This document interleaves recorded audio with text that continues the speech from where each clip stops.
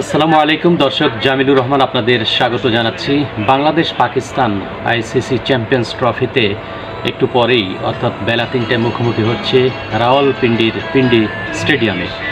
বাংলাদেশ এবং পাকিস্তানের মধ্যে এর আগে ৩৯টি ম্যাচ অনুষ্ঠিত হয়েছে। ৩৯টি ম্যাচের মধ্যে বাংলাদেশ ৫টি ম্যাচে জয়লাভ করেছে। সেই ৫টি কোনটি? ৬২ রানে জয় ১৯৯৯ বিশ্বকাপে। এরপরে দীর্ঘদিন পাকিস্তানের বিপক্ষে ওয়ানডে ক্রিকেটে জয় পায়নি।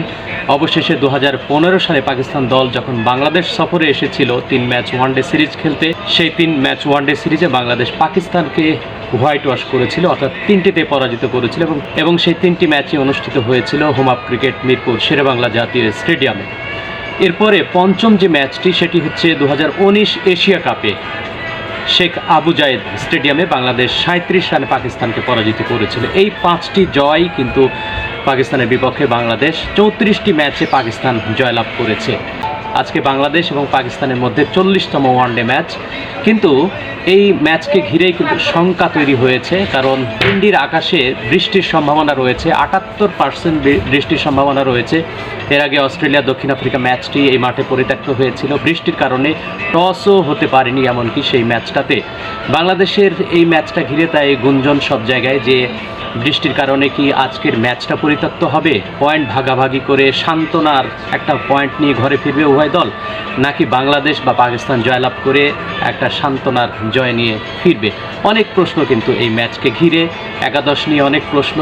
বাংলাদেশ দলের ব্যাটিং অর্ডার ভঙ্গুর, বিশেষ করে আমি বলবো যে বাংলাদেশ দল যেমন প্রথম ম্যাচে যেমন মিডল অর্ডারে ভালো ব্যাট করেছিল, ওপেনিং স্লটে ভালো ব্যাটিং হয়নি। সেকেন্ড ম্যাচে এসে আবার ওপেনিং স্লটে ভালো ব্যাট করেছে বাংলাদেশের দুই ব্যাটার, কিন্তু মিডল অর্ডার একেবারে ভেঙে পড়েছে।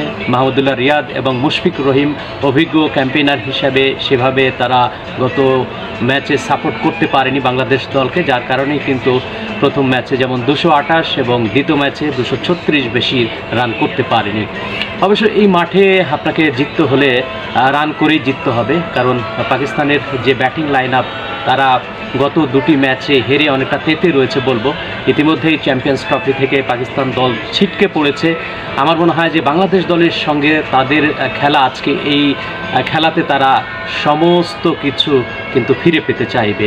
যদিও চ্যাম্পিয়ন্স ট্রফিতে তারা আর নেই, তারপরেও জয় দিয়ে ম্যাচটা শেষ করতে পারে, চ্যাম্পিয়ন্স ট্রফি শেষ করতে পারে এবং শেষ করে তারা শেষ ভালো যার সব ভালো তার নিয়ে ঘরে ফিরতে পারে। বাংলাদেশ দলের সামনে কিন্তু একই সুযোগ। দেখা যাক আজকের এই ম্যাচটাতে কোন দলটি জয়ের দেখা পায়, নাকি বৃষ্টি জয় নিয়ে ফিরবে, তা দেখার প্রত্যাশা।